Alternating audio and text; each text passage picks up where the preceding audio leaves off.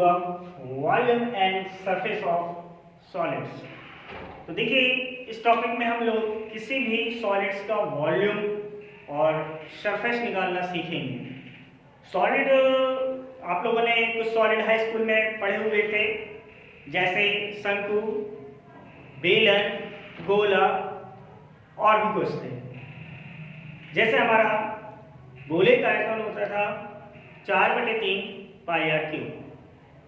But high school में आपको वहाँ बता भी दिया जाता था कि ये फार्मूले हैं, बट इनके प्रूफ कैसे होते हैं, कहाँ से आते हैं, ये कुछ नहीं बताया जाता था। ठीक है, तो ऐसे ही हम कुछ सॉलिड्स के वॉल्यूम पढ़ेंगे, सरफेस पढ़ेंगे, और भी अन्य टाइप्स के जो जिनकी आकृतियाँ निश्चित नहीं हैं उनके भी हम लोग वॉल्यूम और सरफेस निकालना सीखेंगे। तो चलिए जानते हैं आज टाइप नंबर 1। टाइप नंबर 1 में सबसे पहले वक्र y बराबर fx, रेखाएं x बराबर a तथा x बराबर b से घिरे भाग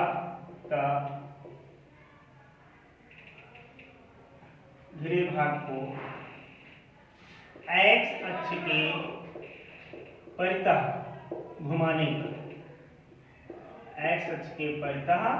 घुमाने पर प्राप्त जो सॉलिड होगा उसका आयतन हम लोग क्या करें, ध्यान दीजिएगा। ये कोई कर्व है y बराबर fx, ये कोई कर्व है। ये कर्व x बराबर a लाइन एंड x बराबर b line. This point a, 0 and this point will be b, 0।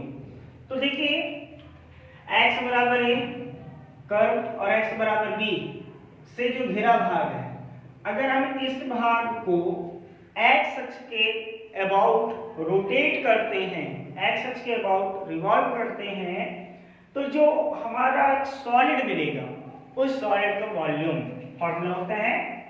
उस सॉलिड का वॉल्यूम हमारी याद रखिएगा, जब भी x अक्ष के परितः घुमाएंगे तो लिमिट हमारी x की लगेगी। यहाँ से यहाँ तक x की लिमिट कितनी है, x की लिमिट a to b है, और पाई y स्क्वायर dx होगा formula. You know pi y की वैल्यू आपको उसी कर्व से मिलेगी, fx to the square into dx। तो ये हमारा फॉर्मूला आया जब हमारा एरिया, जो एरिया होगा वो x बराबर a, x बराबर b और किसी कर्व से बाउंड होगा, और उस बाउंडेड एरिया को x अक्ष के अबाउट रोटेट कराएंगे तो जो हमें सॉलिड मिलेगा उस सॉलिड का वॉल्यूम निकालने का ये फॉर्मूला, राइट। चलिए नेक्स्ट टॉपिक देखते हैं टाइप नंबर 2 में। टाइप नंबर 2 में let any curve y equal to gx, या हम x इक्वल टू gy कह सकते हैं, यानी x और y में कोई कर्व होगा and line y equal to a, y equal to b, एक कर्व है और लाइन है y equal to a and y equal to b। Bounded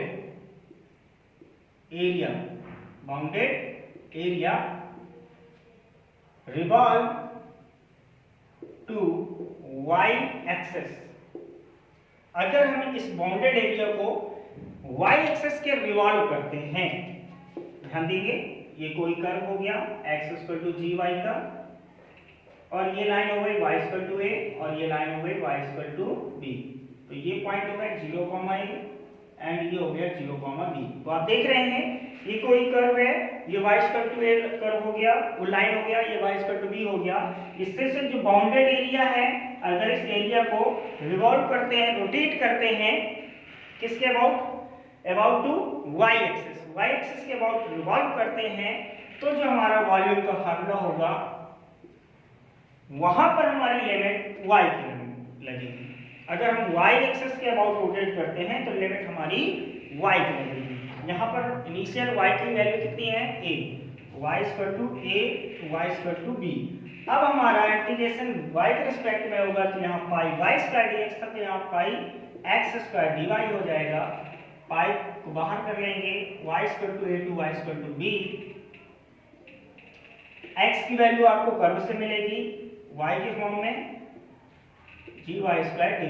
तो ये हमारा फार्मूला हुआ जब हमारा y एक्सिस के अबाउट रोटेट किया जाएगा। तो चलिए आइए देखते हैं, इन पर दोनों एग्जांपल्स देखते हैं। टाइप नंबर 1 से रिलेटेड एग्जांपल होगा, एक टाइप नंबर 2 से रिलेटेड एग्जांपल होगा।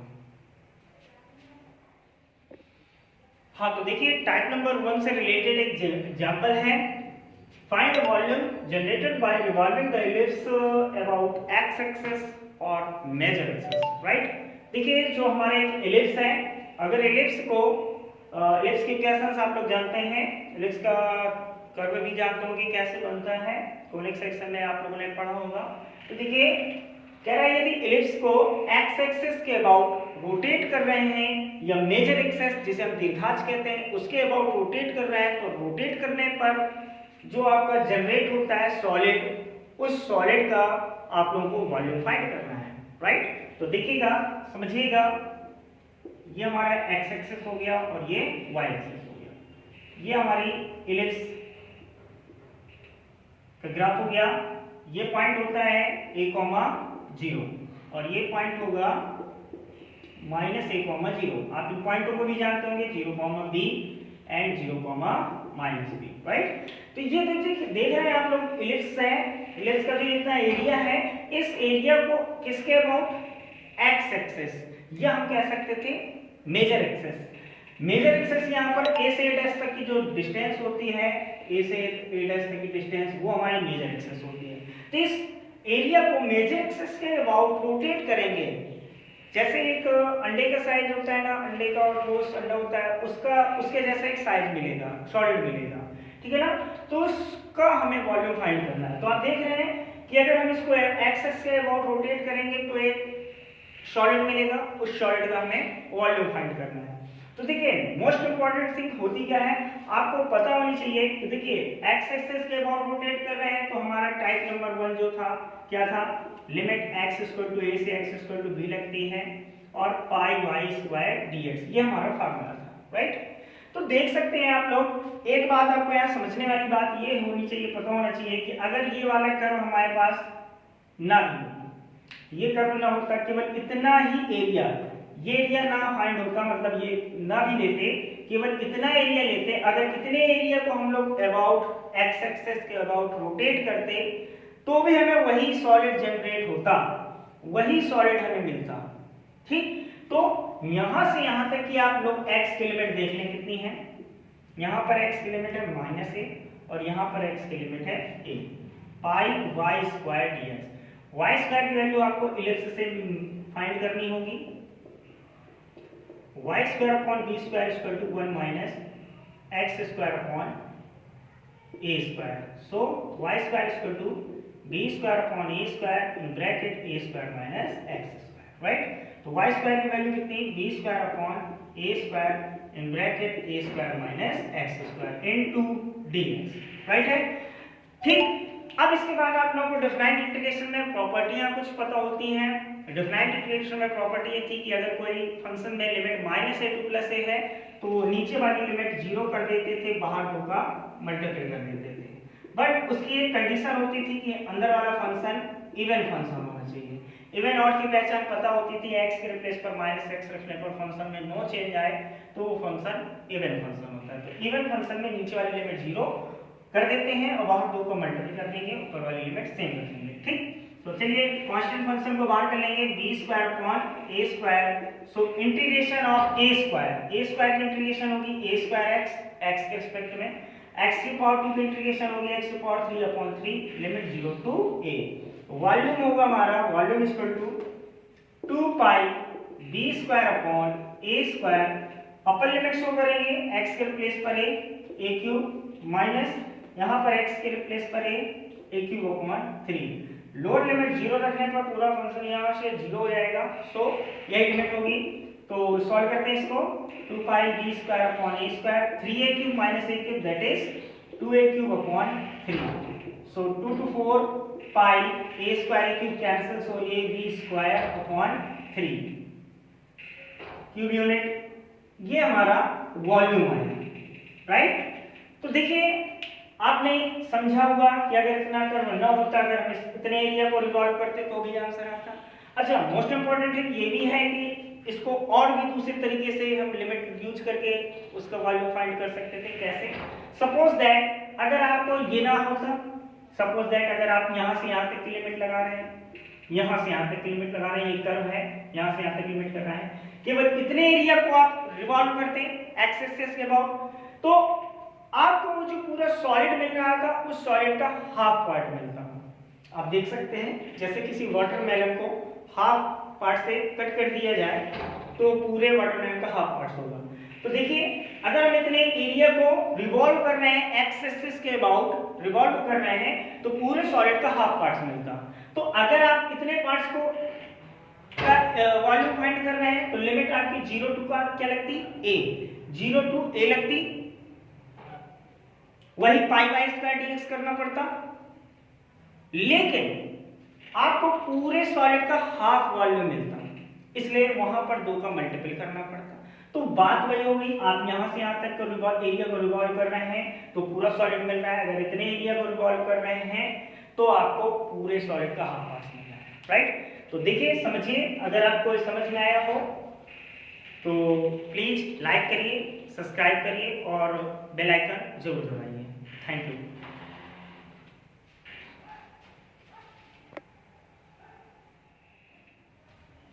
हाँ, तो देखिए टाइप नंबर 2 से रिलेटेड एक एग्जांपल है। Find the volume generated by revolving the area x square equal to y and line y equal to t about y axis, right. सबसे पहले हम ये पैराबोलिक इक्वेशन है, y की 1 डिग्री है और डिग्री है, इसलिए y अबाउट y एक्सिस के अबाउट सिमेट्रिक होगा, ओके।